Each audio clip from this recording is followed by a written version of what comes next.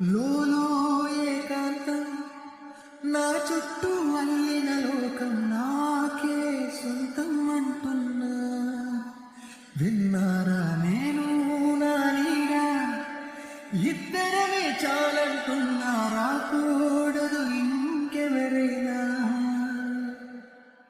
అమ్మ ఒడిలో ఉన్న అందరి ఆశలతో ఉన్న ఎంతో ఊరెంతో ఉంది. జాబిల్లి అంత దూరానున్న వెన్నెలగా చెంతన ఉందా అంటూ ఎలలోపింది. జోలాలి తానే